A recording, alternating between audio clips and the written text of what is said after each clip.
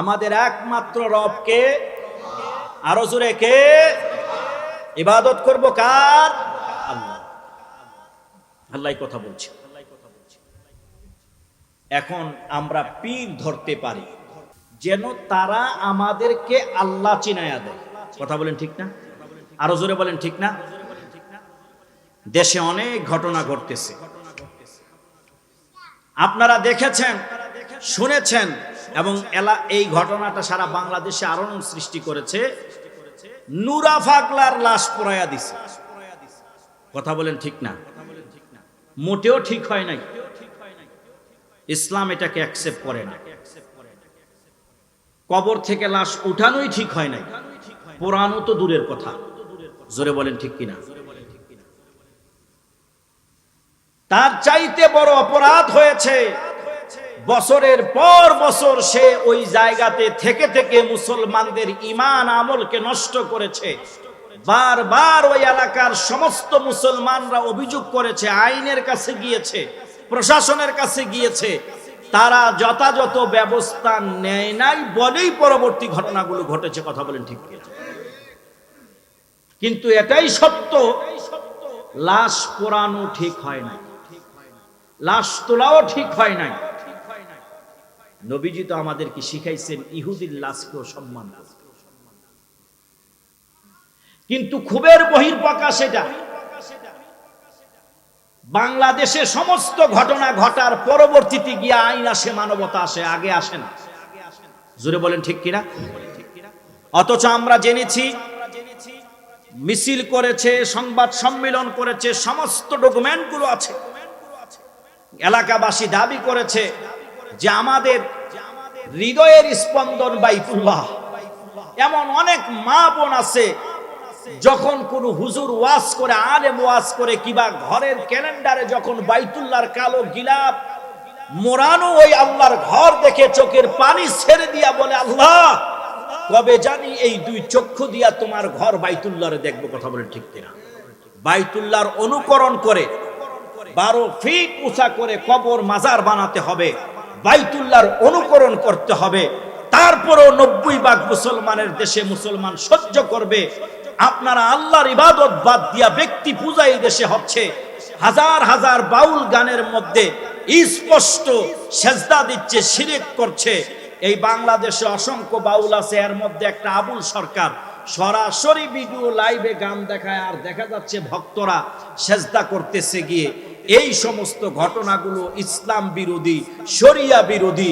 একজন মুসলমান যে দাবি করে আমি আল্লাহর বান্দা, যে দাবি করে আমার নবী মুহাম্মদ, কখনো আল্লাহ ছাড়া কাউকে সেজদা দিতে পারে না। কথা বলেন ঠিক কিনা? এটাই নবী রাসূল শিখিয়েছেন, এই দায়িত্বই আল্লাহ দিয়েছেন। মুহাম্মদ সাল্লাল্লাহু আলাইহি ওয়াসাল্লাম সেই সময়ে মানুষগুলোকে দাওয়াত দিয়ে আল্লাহর দিকে এনেছেন। যারা মূর্তি পূজা করত, যারা শিরক করত, যারা মানুষকে হত্যা করত, যারা ছোট্ট শিশু নারী হওয়ার কারণে হত্যা করা হতো, নবীজি এমন এক আদর্শ বাস্তবায়ন করলেন। নবীজি বললেন, যার মেয়ে 2টা তার জান্নাত আর আমার জান্নাত পাশাপাশি। নারীদের অধিকার দিয়েছে ইসলাম। আর যারা ইসলামের কথা, ইসলামকে ছোট করার জন্য নারী অধিকারকে সামনে আনে, সব নিজেদের স্বার্থের জন্য আনে। কথা বলেন ঠিক কিনা? এই জন্য আমার ভাইয়েরা, আশেপাশে কথা বলেন না, কথা বলেন না। আপনারা যারা আছেন বসেন। আপনাদের কি খারাপ লাগতেছে? সামনের দিকে যাবে ওয়াজ। তো বলতেছিলাম আমার ভাইয়েরা, আল্লাহ বলছেন যে আল্লাহ ছাড়া কোনো ইলাহ নাই। তাহলে আমরা ইবাদত করব কার? আল্লাহ। নুরা পাগলার কথাটা বলতেছিলাম। তার যে অপকর্ম, নবী দাবি করা, ইমাম মাহদি দাবি করা, তারপরে বলছে আমারে তোমরা তওয়াফ করবা, বাইতুল্লাহর মতো বানায় অনুকরণ করা। আপনারাই বলেন, এগুলো কি মেনে নেওয়া যায়? বারংবার সতর্ক করার পর, আইন শৃঙ্খলা বাহিনী বলার পরেও যখন তারা এগুলো থেকে বিরত থাকে নাই, পরবর্তীতে জনতার খুব, হাজার হাজার মানুষের খুব এই কাজটি করেছে। তবে এটি অনুচিত হয়েছে। এতটুক হলে অন্তত চলতো যে কবরটাকে নিচু করে দেওয়া, চারদিকের ইটগুলো ভেঙে দিয়ে তার কবর স্বাভাবিক সেখানে থাকুক। তারপরেও ধরেন উঠিয়ে ফেলেছেন, এটাকে পোড়ানো ঠিক হয় নাই। এই সুযোগ নিয়ে বাংলাদেশের মুসলমান এবং আমাদেরকে বিদেশে জঙ্গি বানানোর চেষ্টা করবে, কথা বলেন ঠিক কিনা? এজন্য আবেগে সবকিছু করতে নাই, বুঝে শুনে কাজ করবে। কিন্তু তারা এর পূর্বে 9টা কর্মই করছে যা ইসলাম বিদ্বেষী, যা শরীয়ত বিরোধী, যা অ্যাকসেপ্ট করতে পারে না কোনো মুসলমান, জুড়ে বলেন ঠিক কিনা? এজন্য আমি আমার মা বোনদেরকে, আপনাদেরকে একটা মেসেজ দিয়ে যেতে চাই, সেটা হচ্ছে আল্লাহ বলছেন, ও নবী তুমি আমার ইবাদত করো আর আমার স্মরণে সালাত কায়েম করো। চিল্লায় পড়েন আল্লাহু আকবার। বাংলাদেশে এখন নামে বেনামে মসজিদ, অর্থাৎ আহলে হাদিস মসজিদ এমন আছে নাকি নাই? অমুক মসজিদ, এটা হানাফি মসজিদ, ওইটা আহলে হাদিস মসজিদ, নামাজ পড়া যাবে না। কিন্তু আমি মিশরের বুকে দেখলাম, একদিন এশারের নামাজ পড়ার জন্য মসজিদে ঢুকলাম, একজন মুরব্বী বললেন, তাফাদ্দল ইয়া শায়েখ, নামাজ পড়ান, নামাজটা পড়ান। এখন মিশরের অধিকাংশ মানুষ ইমাম শাফি রহমতুল্লাহ আলাইহির অনুসরণ করে, রফিয়াতেন করে, জোরে আমিন বলে। আমি যখন নামাজ পড়ালাম, রফিয়াতেন করলাম না, জোরে আমিনও বললাম না, তারা আমার পিছনে নামাজ পড়লো। নামাজ শেষে তো আমাকে বললো না, হুজুর এটা কি নামাজ পড়ালেন, নামাজ তো হয় নাই। তাইলে বুঝতাম যে না, তাহলে মনে হয় আসলে কোনো সমস্যা আছে। তারা আমার পিছনে নামাজ পড়লেন। নামাজ শেষ করার পর অনেকেই দেখা করলেন, অনেকেই বললেন, মাশাআল্লাহ সাউতু জামিল, তোমার কণ্ঠ তিলাওয়াত সুন্দর, মাশাআল্লাহ। কিন্তু আমার ভাইয়ারা, বাংলাদেশে যা দেখলাম, আহলে হাদিস মসজিদ নামকরণ করেছে, তার মানে আমরাই পড়ব, অন্য কেউ পড়তে পারবে না। ইমাম আবু হানিফা রাহিমাহুল্লাহ কে যারা ইমাম মানে তাদের মসজিদে নামাজ পড়া যাবে না, বিষয়টা কিন্তু এরকম নয়। এই ভেদাভেদ, এই বিভক্তি যদি দূর না করতে পারি, তাহলে মুসলমানের দুর্দশা আরো সামনে অনেক রয়ে গেছে। এগুলো বন্ধ করো, ঐক্যের বন্ধনে আবদ্ধ হয়ে যাও। মুসলমান যদি ঐক্যবদ্ধ হয়ে যায়, কাফের মুশরিক পালাতে বাধ্য হবে, জোরে বলেন ঠিক কিনা? পালাতে বাধ্য হবে। আজকে দুঃখ লাগে, আজকেও দেখতেছিলাম একজন ফেসবুকে শেখ আহমদুল্লাহর তার একটা পেজ থেকে প্রচার করা হলো, এক বাবা লেখছেন, রুটিগুলো রেখে লুকাইয়া গেছি যেন বাচ্চারা না দেখে, দেখলে তো খেয়ে ফেলবে। এক সময় বাচ্চারা খায় না বলে বকাঝকা করতাম, আমিও তো দেখি আমাদের বাচ্চারা না খাইলে মায়েরা রাগ করে, জোরে বলেন ঠিক না? শুধু আমাদের মহিলারা রাগ করে না তো, ফাঁসের ঘরের হ্যাঁ খায়, উনি খায় না, কি লেগেই কোড়া দেয়। এগুলো ঠিক না। ওই অমুকে কি খাও না খায়, তুই খাস না কেন, নাউজুবিল্লাহি মিন যালিক, এগুলো বলবেন না, কথা ঠিক আছে না? অমুকের ফুতে মোটা হয়ে গেছে, আপনার ফুতে সিহুই লোকের, এগুলো বলা যাবে না। আমাদের কাজ খালি কিভাবে অন্যর পিছে লেগে থাকা যায়, অন্যের পিছে লেগে লেগে নিজের সব শেষ, নিজের কিছুই আর হইল না। এজন্য অন্যের পিছে না লেগে নিজের চিন্তা করেন, নিজের আখের গুছান, তাইলে এগিয়ে যেতে পারবেন, কথা বলেন ঠিক কিনা? পিছে পড়া ছাড়া। তো যেই কথা বলতেছিলাম, মুসলমানরা অনৈক্যের কারণে কিন্তু আমরা মার খাচ্ছি। আমরা আমাদের সন্তানদেরকে বকাঝকা করি, কেন খায় না? আর ফিলিস্তিনে এখন এরকম পরিস্থিতি চলতেছে, বাচ্চারা যেন বেশি না খায়, এটা যেন কয়েকদিন খেতে পারে, আস্তে আস্তে সেই রুটিগুলো জমায়া রাখছে। আর আমাদের দেশে অনেকে জশ্নে জুলুসের নামে খেজুর ইডা দিয়া রাস্তার মধ্যে ফালাই দিতেছে। অতিরঞ্জিত কোনো জিনিসই ভালো না। অবশ্যই নবী আমাদের কলিজার টুকরা, নবীজি আমাদের কাছে সবচেয়ে উপরে, নবীজির জন্য জীবন দিতে হবে, কলিজা দিতে হবে, তবে পদ্ধতি হতে হবে সাহাবীরা যেইভাবে মানছে, জুড়ে বলেন ঠিক কিনা?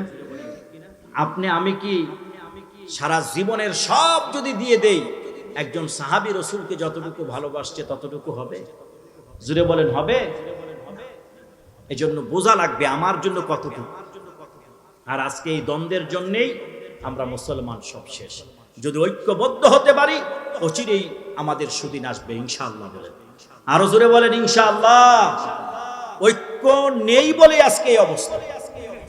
একটা ঘটনা মনে পড়ছে, বলবো? মুস্তাক ফয়জি আইলে না কইতো, কথা তো একটা মনে পড়ে গেছে, কই হইলে। তো আমার একটা ঘটনা মনে পড়ছে, কই হইলে কি গন, 4টা গরু একসাথে ঘাস খায়। কয়টা গরু? 4টা। ঘাস খাওয়ার কয়েকদিন পর একসাথে যায় খায়।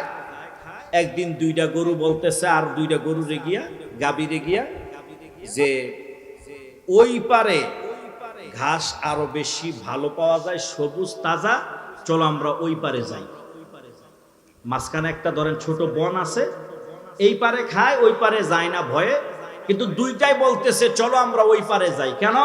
বলে ওই জায়গায় ঘাস আরো ভালো আছে, সবুজ ঘাস, বেশি বেশি ঘাস খাইলে পেট ভরবো, ভালো লাগবে, তাই নাকি বলে। হন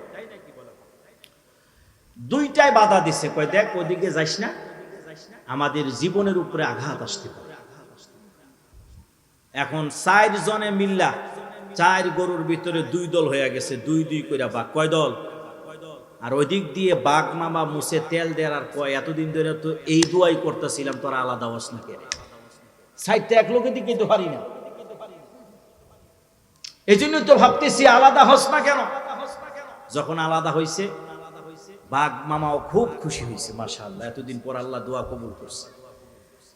আল্লাহ আমারে দিলেই আমার দোয়া কবুল করছে, না দিলেই কয় আল্লাহ আমার দোয়া, সব দোষ আল্লাহর উপরে চাপায় আছে। হুজুর আমার দোয়াও কবুল হয় না, কি জানি অপরাধ করছি আল্লাহর কাছে। আমি কই অপরাধের তো শেষ নাই, আমরা এই চিন্তা করলে তো কোনো রহমতি আল্লাহর থেকে পাইতাম না। হতাশ হওয়া যাবে না। 2টা গরু অপর সাইডে চলে গেল। বাঘ চিন্তা করলো এবার তো শক্তি কমেছে, প্রথমে যখন ওই 2টার দিকে হানা আনলো, একটা তো ভয় পেয়ে দৌড় দিয়েছে, আর একটাকে ধরে ফেলেছে, এবার একটা খেয়ে ফেললো। পরের দিন আর একটা, এইভাবে করে করে সব গরু কয়েকটা বাঘে মিলে খেয়ে ফেললো। যতক্ষণ 4 জন একত্রিত ছিল, বাঘ সাহস করতে পারে নাই। যখনই তারা 2 ভাগে বিভক্ত হয়ে গেছে, বাঘ এবার হামলা করেছে। কেউ ভয়ে দৌড় দিছে, কাউকে ধরতে পেরেছে, এভাবে করে 4টা গরু খেয়ে দিয়েছে। ও আমার ভাইয়েরা, মুসলমানের দেশগুলোতে এত বেশি রহমত আল্লাহ রাব্বুল আলামিন দিয়েছেন, টাকা দিয়েছেন, ধন দৌলত দিয়েছেন, সোনার খনি দিয়েছেন, তেলের খনি দিয়েছেন, তারপর আজ ভাগে বিভক্ত বলে মুসলমানের উপরে অন্যায়, অবিচার, অত্যাচার, জুলুম হচ্ছে। এই নেতানিয়াহুর পূর্বে যেই সরকার ছিল, যখন প্রথম ফিলিস্তিনিদের উপরে আর বাইতুল আকসার উপরে আঘাত করেছিল, সে বলেছিল সারা রাত আমি ঘুমাতে পারি নাই, এই ভয়ে না জানি সৌদি আরব আমাদের উপরে হামলা করে দেয় কিনা। নেতানিয়াহুর পূর্বে যে সরকার ছিল, সে বলেছেন যখন প্রথম হামলাটা ফিলিস্তিনে এবং বাইতুল আকসায় করেছি, সারা রাত ঘুমাই নাই, এই বুঝি আমাদেরকে সৌদি আরব ধসায়া দিবে, কিন্তু সৌদি আরব যায় না। আমার ভাইয়েরা, 4টা গরু একসাথে ছিল, সাহস করতে পারে নাই, বিভক্ত হয়েছে, পরে ধরছে। আজকে মুসলমান যদি সত্যিকার অর্থে ঐক্যবদ্ধ হতে পারতাম, পৃথিবীর কেউ আমাদের সাথে পারতো না। জোরে বলেন ঠিক কিনা? আমি আপনাদেরকে প্রমাণ দিচ্ছি, মুসলমান খায় বেশি, অর্থাৎ আল্লাহ নিয়ামত দিয়ে রাখছে বেশি, টাকা পয়সা বেশি। কুয়েতের 1 টাকা বাংলাদেশের টাকা 400 হয়। বলেন তো কত হয়? প্রায় $5 1 টাকায় কুয়েতে। কুয়েত কি মুসলমান দেশ কিনা বলেন? ডলারের চাইতে টাকার দাম তাদের বেশি। কত কিছু আল্লাহ দিয়ে রেখেছেন, শুধুমাত্র অনৈক্যের কারণে, শুধু ভাইয়ে ভাইয়ে বিভক্তির কারণে। এই যে জুলুস নিয়ে আমরা ভাই হয়ে ভাইকে মারতেছি। চট্টগ্রামে আপনারা দেখেন নাই, হাটাজারিতে মাদ্রাসা ছাত্রদেরকে মারছে, শুনেছেন আপনারা? এগুলো ছাড়তে হবে। তাহলে আমার মূল বক্তব্যটা কি, এবার আসেন আপনাদের সামনে একটু বলে যাই, সময় খুব বেশি একটা নাই। মূল বক্তব্য হচ্ছে, আল্লাহ রাব্বুল আলামিন তার নবী মুসাকে বলছেন, ও মুসা আমার ইবাদত করো। কি ইবাদত করবে? আকিমিস সালাতা লিযিকরি, নামাজের মাধ্যমে স্মরণ করো। আল্লাহ রাব্বুল আলামিন আমাদের জন্য 5 ওয়াক্ত নামাজকে ফরজ করে দিয়েছেন। জুড়ে বলেন ঠিক কিনা? যেই ব্যক্তি ফজরের নামাজটা জামাতের সাথে পড়ে আর যে পড়ে না, দুইজনের মধ্যে পার্থক্য একটু মিলায়া দেখবেন। কেমন পার্থক্য? ছোট্ট করে একটা উদাহরণ আপনাদের সামনে দিয়ে যাই। আমরা ছোটবেলা অনেকে টমেটোর চারা লাগাতাম বাড়ির পাশে, মরিচের চারা লাগাতাম, জোরে বলেন ঠিক কিনা? রাতের বেলা ঘুমানোর আগে চারা গাছের মধ্যে পানি দিতাম, আর ফজরের নামাজের পরে উঠে দেখতাম ওই চারাগুলো সতেজ হয়ে গেছে, জিন্দা হয়ে গেছে, তাজা হয়ে গেছে। ফোটা গাছগুলো বাজার থেকে এনে মাগরিবের সময় লাগিয়ে তার মধ্যে পানি দেয়া হলো, আর ফজরের কুয়াশা আর ওই পানির বরকতে আল্লাহ রাব্বুল আলামিন গাছগুলোকে যেমন তরতাজা সতেজ করে দিয়েছেন, ঠিক তেমনি ভাবে যখন মুমিন মুমিনাত আল্লাহর স্মরণে নামাজ আদায় করে ওযুর পানির বরকতে আর রুকু সেজদার বরকতে রব্বুল ইজ্জত ওয়াল জালাল মুসলমানের ঈমানগুলো জিন্দা করে দেয়, শরীরটা সতেজ হয়ে যায়, তাজা হয়ে যায়। নামাজির দিকে তাকাইলেই মনে হয় তার হৃদয়ের ভিতরে শান্তি কাজ করছে, জোরে বলেন ঠিক কিনা?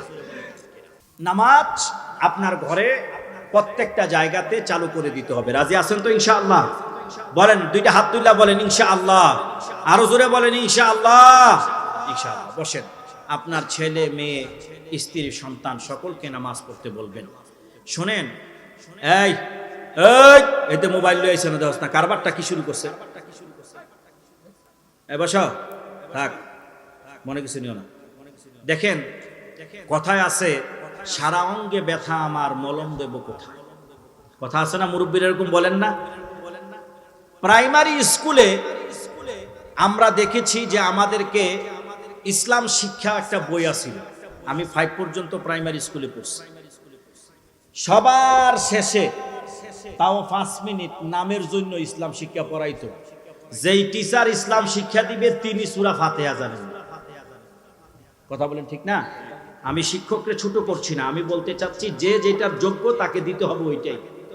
এখন আপনি যদি আমার এখন একটু ওয়াজ করতে আর একটু বাড়ায় আমি পারবো, এখন আপনি যদি আমার এখন টাকটা একটু চালায় লয়ে যান, আপনি এত বড় হুজুর, এখন এটা কি যৌক্তিক? বলেন, যে যেটার যোগ্য তাকে সেটাই দিতে হবে।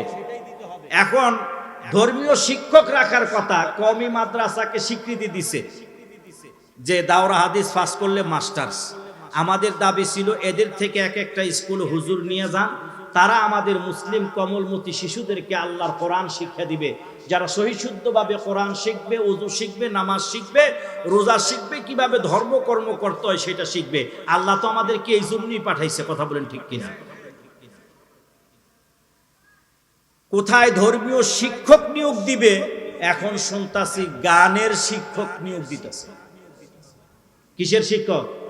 গানের শিক্ষক। আচ্ছা, আপনারা বলেন, আপনারা কি আপনাদের সন্তানদেরকে কি গান শিখাইতে স্কুলে পাঠাইতেছেন না জ্ঞান অর্জন করার জন্য? এখন যে গান ধরছে তে তো কিছুদিন পর আর অন্য কিছু ধরবো, তে জ্ঞান ধরবো কইতে? কথা বলেন ঠিক কিনা?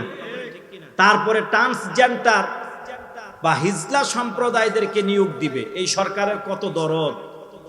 সাধারণ জনগণের রক্তের উপরে প্রতিষ্ঠিত সরকার, আপনি ইসলাম বিদ্বেষিতা শিক্ষা দিচ্ছেন, গানের টিচার নিয়োগ দিচ্ছেন, অথচ এই দেশের প্রত্যেকটা মুসলমান পিতামাতা তাদের প্রথম টার্গেটই হচ্ছে তার সন্তানকে সহিশুদ্ধভাবে কোরআন পড়াতে হবে। জোরে বলেন ঠিক কিনা?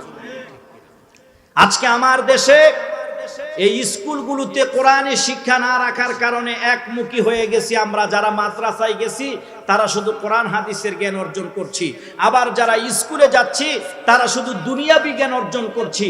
তারা কোনোভাবেই জানেন না কিভাবে তিলাওয়াত করতে হয় সহিশুদ্ধভাবে, ইসলামের হুকুম হাকামগুলো জানেন না। আবার আমাদের মাদ্রাসার সাইডে এক কেন্দ্রিক, আমরাও অনেক কিছু থেকে দূরে যেহেতু শিখি না। কিন্তু আরব বিশ্বে দেখেছি আমরা, তাদের শিক্ষা ব্যবস্থা এমন করে নিয়েছে, কেউ ইংরেজি শিখতেছে অঙ্কের উপরে, কেউ ডাক্তারি শিখতেছে, পাশাপাশি হাফেজ হইতেছে, পাশাপাশি ইসলাম শিখতেছে। আজকে আমাদের অনেক ভাইয়েরা বক্তব্য দেয় হুজুরদের এই নাই সেই নাই। আমি বলি আমাদের সব আছে, তোমাদের রাষ্ট্র আমাদেরকে চেপে রাখতেছে।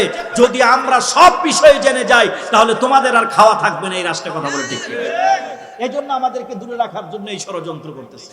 না হয় শিক্ষা ব্যবস্থা তোমরা পরিবর্তন আনো। এই 54 বছরে ক্ষমতার মূল কেন্দ্রে কখনো এই দেশের আলেম ওলামা যায় নাই, তোমরাই রাষ্ট্র চালিয়েছ। তোমরা বারংবার ইসলামের উপর আঘাত করেছো, ইসলামের উপকার করব দূরের কথা। এজন্য স্পষ্ট বার্তা বলে যাচ্ছি, মুসলমানের দেশে মুসলমানের সন্তানদেরকে গান শিখার জন্য শিক্ষক নিয়োগ না দিয়ে কোরআন শিক্ষা অর্জনের জন্য শিক্ষক নিয়োগ দিতে হবে। কথা বলেন ঠিক কিনা? যদি আমার সন্তানরা কোরআন পড়তে পারে তবেই তারা মসজিদে যাবে। জোরে বলেন ঠিক কিনা? কারণ প্রত্যেক মুসলমানই মন চায় নামাজ পড়ে রোজা করি, কিন্তু বলে ভাই পারি না, দৌড় পারি না, যখন পড়তাম না, শেষ জীবনে হজ কইরা উমরা কইরা মসজিদে আইয়া যাইয়া মরতাল লই যান। এই হচ্ছে আমাদের অবস্থা। রব্বুল ইজ্জত ওয়াল জালাল আমাদেরকে ঈমান আমলকে হেফাজত করার তৌফিক দান করেন। আরো জোরে বলেন আমিন। তাহলে আমি যেই কথাটা বলতে চাই আজকে শেষ কথাটা, সেটা হচ্ছে এই আমাদের সন্তানদেরকে কোরআনের শিক্ষায় শিক্ষিত করব। ঠিক আছে তো ইনশাআল্লাহ? এর মানে এই না আপনি মাদ্রাসায় দিয়া দিলে দিবেন, এটা আপনার বিষয় কি, কিন্তু প্রত্যেক মুসলমান সহি শুদ্ধভাবে যেন কোরআন পড়তে পারে, আপনার সন্তান, আপনার নাতি, আপনার ছেলে, আপনার মেয়ে, সেই বিষয়ে আমাদেরকে লক্ষ্য রাখতে হবে। কথা বলেন ঠিক কিনা? ইনশাআল্লাহ কোরআন শিখাবো তো ইনশাআল্লাহ। আর দ্বিতীয়ত হচ্ছে, যদি তারা কোরআন শিখতে জানে, ওযু গোসল জানে, তবেই নামাজ পড়তে মনে চাইবে। জোরে বলেন ঠিক না? তবেই নামাজ পড়তে মন চাইবে। আর তাতেই সমস্যা হবে নাস্তিকদের। আর যারা আমাদেরকে বিক্রি করে গণতন্ত্রের নামে ভোটাভুটি করে খাইতে চায়, চাঁদাবাজি করতে চায়, 2 নম্বরই করতে চায়, এরার সমস্যা হয়ে যাইব ইসলাম শিখলে। কথা বলেন ঠিক কিনা? এজন্য আমার ভাইয়েরা, আমরা তারপরও শিখবো, কারণ আমরা ইবাদত না করলে, না শিখলে কবর, হাসর, মিজান, ফুলসেরাতে ধরা খেয়ে যাবে, তাই না? এজন্য আমি আজ আমার মা বোন সহ প্রত্যেককে আমি আমার আলোচনায় আমি এটাই বুঝাতে চেয়েছিলাম। আমি আজকে এই মেসেজটাই দিতে চাচ্ছি। প্রথম থেকে আমি এটা দিয়ে শুরু করেছি যে নবীজির মুহাব্বতে উচিত আমাদের ঐক্য হওয়া, কিন্তু নবীজির মুহাব্বত দাবি করে আজকে ভাই ভাই মারামারি করতেছে। জোরে বলেন ঠিক না? আমাদের দরকার ঐক্যবদ্ধ হওয়া ইসলামকে বিজয়ী করার জন্য। আর আমরা নিজেরা বিভক্তি তৈরি করতেছি, এতে ইসলামকে পিছায়া দিচ্ছি আগায়া দেওয়ার নামে। কথা বলেন ঠিক না? এই জন্য আমার ভাইয়েরা, দিনকে শিখুন, দিনকে জানুন, দিন অনুযায়ী আমল করুন। আমার প্রত্যেকটা মা বোন যেখানে আমার আওয়াজটা গিয়েছে, আমি প্রত্যেকের প্রতি উদারত আহ্বান রাখছি, দয়া করে আপনারা গীবত শিকায়াত ছেড়ে দেন, পরনিন্দা ছেড়ে দেন, শ্বশুর শাশুড়িকে ইজ্জত ও সম্মান দেন, শ্বশুর শাশুড়িকে সম্মান মর্যাদা দেন, মুরব্বীদেরকে সম্মান মর্যাদা দেন। যেই কথা বলতেছিলাম, আজ সম্পত্তির জন্য ভাই ভাইয়ের চোখ উঠাইয়া দিচ্ছে, একটা কথা এরকম আমি বলেছিলাম, কথা কি আপনাদের মনে আছে? রাসূলুল্লাহ সাল্লাল্লাহু আলাইহি ওয়াসাল্লামের একটা হাদিস নবীজি বলছেন, এর মধ্যে একটা আছে, যারা ভাইয়ে ভাইয়ে মিল নাই, ভাই ভাইয়ের প্রতি মিল নাই, তাদের প্রতি আল্লাহর কোনো রহমত নাই, তাদের ব্যাপারে কোনো বক্তব্য নাই। আজকে ভাই ভাই জাগা লইয়া পিড়াপিড়ি মারামারি আছে নাকি নাই বলেন তো? জোরে বলেন আছে নাকি নাই? অথচ এই সম্পদ আপনার সাথে যাবে না। এজন্য আমি বলছি, নৈতিকতা, ধর্মীয় শিক্ষা ছাড়া নৈতিকতা তৈরি হতে পারে না। এজন্য ধর্মীয় জ্ঞান অর্জন করবেন, নামাজ, রোজা, যাবতীয় ইবাদত করবেন, পাশাপাশি ডাক্তারি শিখবেন, ডাক্তার যিনি ডাক্তারি করবেন, যিনি ইঞ্জিনিয়ার তিনি ইঞ্জিনিয়ারি করবেন, যিনি যেই লাইনে পারদর্শী সেই লাইনে এগিয়ে যাবেন। কিন্তু মুসলিম হিসাবে আমি একমাত্র ইবাদত করব আল্লাহর জন্য। কোনো পীরের জন্য আমি আমার ভাইকে গালি দিতে পারি না, তবে যুদ্ধও যেতে পারি আমার নবীর ইজ্জত রক্ষার জন্য। কথা বলেন ঠিক কিনা? আরো জোরে বলেন ঠিক কিনা? কোরআনের ইজ্জত সম্মান রক্ষায়, ইসলামের ইজ্জত সম্মান রক্ষায়, নবীজির ইজ্জত সম্মান রক্ষায় আমরা যুদ্ধ জিহাদ করতে পারি, কিন্তু পীরে পীরে দ্বন্দ্ব কইরা ক্ষমতার জন্য আমরা সেগুলোতে যেতে রাজি নাই। কথা বলেন ঠিক কিনা? হাক্কানি পীর উলামায়ে কেরাম এই জমিনে দ্বীনের আবাদ করেছে, তাদের সাথে আমরা আছি। কিন্তু যারা পীর মুরিদিন নামে ভণ্ডামি করবে, ইসলাম বিদ্বেষিতা করবে, তাদেরকে আমরা সমর্থন করতে পারি? আরো জোরে বলেন পারি? তাহলে বক্তব্য, শিক্ষা আমাদের এইটাই। সেই হাদিস, সেই কোরআনের কথা বলেই আমি আমার আলোচনা আজকে এখানে শেষ করছি। আল্লাহ বলছেন, হে নবী, যা তোমার প্রতি নাজিল করা হচ্ছে তুমি মনোযোগের সাথে শোনো। নিশ্চয়ই আমি আল্লাহ ছাড়া কোনো ইলাহ নেই, অতএব আমি আল্লাহর ইবাদত করো, আমি আল্লাহর স্মরণে নামাজ কায়েম করো। আমি প্রত্যেক মা বোনকে আজকের এই মাহফিল থেকে নবীজি সাল্লাল্লাহু আলাইহি সাল্লামের উপরে বেশি বেশি দুরুদ ও সালাম পাঠের দাওয়াত এবং বেশি বেশি সালাত আদায়, বিশেষ করে 5 ওয়াক্ত নামাজ কোনোভাবেই আমরা কামাই দেব না, 5 ওয়াক্ত নামাজ আদায় করব। এতে করে রব্বুল ইজ্জত ওয়াল জালাল আমাদের দেহের মধ্যে মনের মধ্যে যে শান্তি দিবেন, ঈমানও বৃদ্ধি পাবে, সুস্থতার নিয়ামতে থাকবো। রব্বুল ইজ্জত ওয়াল জালাল একমাত্র তার গোলামি করার তৌফিক দান করেন, আমিন। আজকের মতো এখানেই শেষ করছি। আল্লাহ হায়াতে বাঁচিয়ে রাখলে আবারও হয়তো দেখা হবে ইনশাআল্লাহ। ওমা তৌফিক ইল্লা বিল্লাহ। আবারও দেখা হবে ইনশাআল্লাহ। ওয়াসসালামু আলাইকুম ওয়া রাহমাতুল্লাহ।